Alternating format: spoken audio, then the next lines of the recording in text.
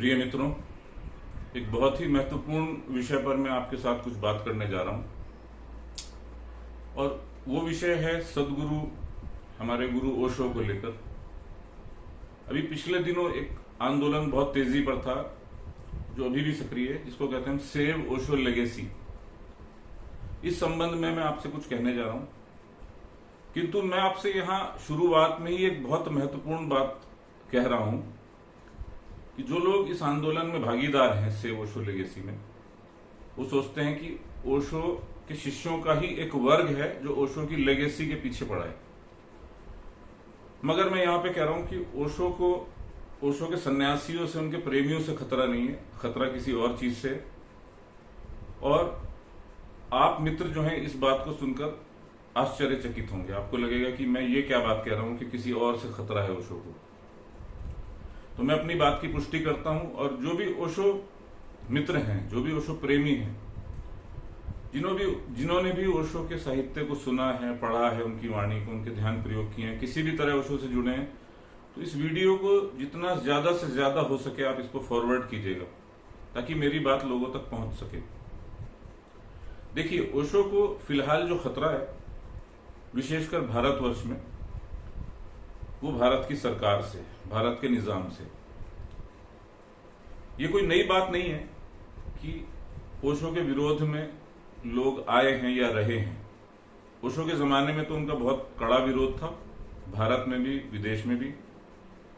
और उनके जो क्रांतिकारी विचार थे उसने दुनिया को हिला के रख दिया था। और आज भी दुनिया हिल जाती है जब ओशो की वाणी को सुनती है, उनके विचार सुनती है। अब आज जो हमारी सरकार विद्यमान है, उनका ढंग परंपरागत है। जब मैं कह रहा हूं परंपरागत, जैसे कि पाकिस्तान एक परंपरागत देश है, तो पाकिस्तान में आप कोई बहुत क्रांति की बात नहीं कर सकते, और ऐसे बहुत मित्र नहीं थे जो ओशो से जुड़ने पाकिस्तान से भारत में आए थे। इसी प्रकार से आज भारत एक दूसरा पाकिस्तान बनने जा रहा है, एक अलग डायमेंशन में। हो सकता है कि वहां इस्लामिक कट्टरता हो, यहां पे हिंदू कट्टरता होगी। एक ही सिक्के के दो पहलू, इधर से पलट दीजिए पाकिस्तान दिखेगा, इधर से पलट दीजिए हिंदुस्तान दिखेगा। ऐसा भारत ओशो के उन्मुक्त विचारों को स्वीकार नहीं कर सकता। तो सबसे पहली बात तो यह है, मैं आपसे कहूंगा कि अभी हाल में ही आपने सुना होगा कि भारत में उत्तराखंड राज्य में को लिविंग के ऊपर रोक लग गई है। मुझे पता है आप मेरी बात से सहमत नहीं होंगे, आप कहेंगे कि भाई को लिविंग पर तो कोई रोक नहीं लगी है। मैं कहना ये चाह रहा हूं कि को लिविंग पर रोक नहीं लगी है, किंतु ये एक अनिवार्य बात हो चुकी है कि अगर आप को लिविंग में रहते हैं या लिव इन रिलेशनशिप जिसको हम कहते हैं उसमें रहते हैं, तो आपको उसका रजिस्ट्रेशन कराना अनिवार्य है। अब किसी भी संबंध को जब आप सरकार से रजिस्टर कराते हैं तो उसको हम लिव इन रिलेशन नहीं कहते। लिव इन रिलेशन प्रयोगात्मक होती है। जब आप रजिस्टर करवाएंगे तो वो विवाह बन जाता है, मैरिज बन जाती है। तो भाई जो लोग लिव इन में रह रहे हैं उनको आवश्यकता ही क्या है। दूसरी बात उसमें कही गई है, जो 21 वर्ष से कम आयु के लोग हैं उन्हें अपने माता पिता को सूचना देनी होगी, उनकी एक प्रकार से उनकी सहमति लेनी होगी। अब लिव इन एक इतना आधुनिक कॉन्सेप्ट है कि कुछ बड़े शहरों को छोड़ दें, कुछ तबके को छोड़ दें, तो इसकी अनुमति अधिकृत रूप से माता पिता या समाज से नहीं मिलने वाली। तो वहां कैसे सूचना दे सकते हैं लोग लिव इन रिलेशनशिप के लिए। ओशो एक बड़े ही उन्मुक्त विचारों के गुरु थे। शायद जो पिछले कुछ 2500 या 5000 साल पहले जिस प्रकार भगवान कृष्ण थे, तो अगर आज वो पृथ्वी पे होते तो भगवान कृष्ण स्वीकारे नहीं जाते, जेल में होते भगवान कृष्ण। वो तो आज प्रसिद्ध हो चुके हैं, नाम हो चुका है कि विष्णु अवतार थे, तो हम मान लेते हैं और उनकी बातों को कुछ रूपांतरित, रिफाइन करके स्वीकार लेते हैं, किंतु आज वे स्वीकार्य नहीं जाते। उसी प्रकार से आज ओशो के जो क्रांतिकारी विचार हैं उनको मान पाने में या सुन पाने में जो वर्तमान का निजाम है, जो सरकार है, सक्षम नहीं है। तो बहुत ही जल्दी ये प्रयास होगा कि किसी तरीके से ओशो के कार्य को दबाया जाए। हो सकता है कि जब सोशल मीडिया हाथ में आता है, तो अभी तो सोशल मीडिया सरकार के हाथ में नहीं है, तो यूट्यूब को हतोत्साहित किया जाए, उनके केंद्र को हतोत्साहित किया जाए, जो पूना में ऐसे नियम कानून बनाए जाए जहां से चेकिंग बहुत मजबूत हो जाए उस जगह की। पूरी कोशिश की जाएगी कि ओशो के विचारों को फैलने से रोका जाए, क्योंकि ओशो धर्मों के विरोध में थे, जातियों के विरोध में थे, ब्राह्मण शूद्र क्षत्रिय के विरोध में थे, हिंदू मुसलमान के विरोध में थे, यहां तक देशों की परिकल्पना के, राष्ट्रों की परिकल्पना के विरोध में थे। वो तो कहते थे कि अंतरराष्ट्रीय सरकार होनी चाहिए, और तानाशाही के तो विरोध में वो थे ही। उन्होंने प्रजातंत्र के संबंध में भी कहा कि प्रजातंत्र कोई बहुत ऊंची बात नहीं है। अब देखिए, ओशो की एक परिभाषा मैं बताता हूं। प्रजातंत्र की क्या परिभाषा है? मूर्खों की सरकार, मूर्खों के लिए, मूर्खों के द्वारा। इसको इंग्लिश में थोड़े रिफाइंड वर्ड्स में उन्होंने कहा था, government of the retarded, for the retarded, by the retarded. वो कह रहे हैं कि जनसाधारण रिटार्डेड होते हैं। आज हमें किसी भी बात से प्रभावित किया जा सकता है। हो सकता है कि कोई प्रधानमंत्री जगलिंग, जादूगरी करके दिखा दे, जनता प्रभावित हो जाए कि भाई इसी को बार बार प्रधानमंत्री बनाना है। और हो भी राजनीति में यही रहा है, जगलिंग, जादुई खेल। तो ओशो कहते हैं कि इस प्रकार के जो रिटार्डेड लोग हैं, यानी कि जो मूर्ख हैं, वो मूर्खों को ही चुनेंगे, मूर्खों की सरकार चलेगी। उन्होंने उसका विकल्प कहा था मेरिटोक्रेसी, योग्यतम लोग आने चाहिए।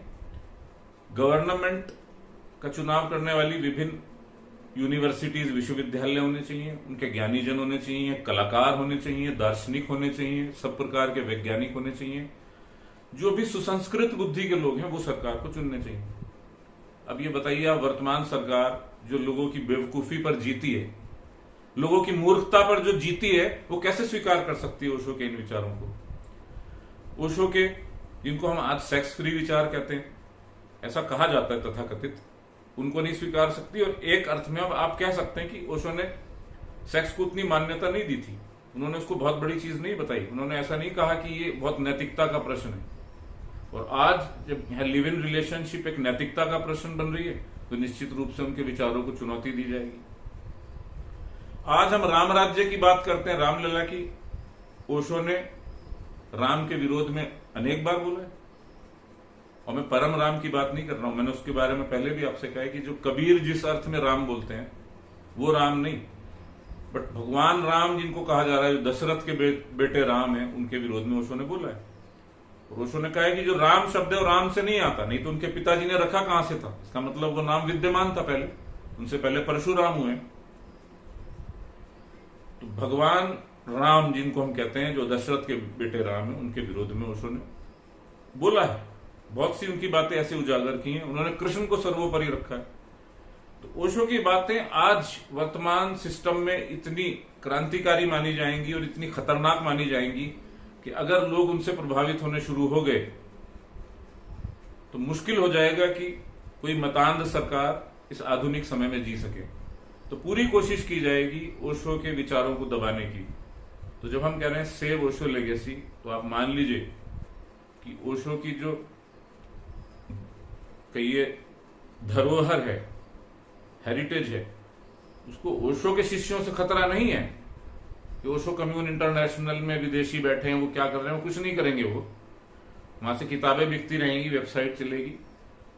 ओशो का भारत में जो सबसे बड़ा खतरा इस समय उपज रहा है, जो वर्तमान की उभरती हुई सोच है, जिस प्रकार की यहाँ हमारी सरकार है, बीजेपी आरएसएस की सरकार जो है, वहां से सबसे बड़ा खतरा आज उत्पन्न होता है।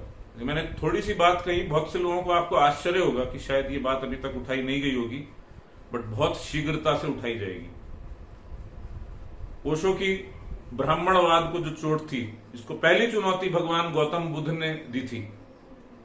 तो गौतम बुद्ध को भारत में स्वीकार नहीं किया जा सका, और ओशो भगवान बुद्ध की ही आगे की कड़ी है, और कोई मास्टर नहीं है इस प्रकार के जो भगवान बुद्ध की आगे की कड़ी हो। ओशो ने अपने ध्यान कक्ष को गौतम बुद्ध ऑडिटोरियम बोला था, गौतम बुद्ध के सम्मान में। आज भी ओशो कम्यून में वहां बुद्ध की प्रतिमा लगी हुई है, जैसे आप गेट में एंटर करते हैं।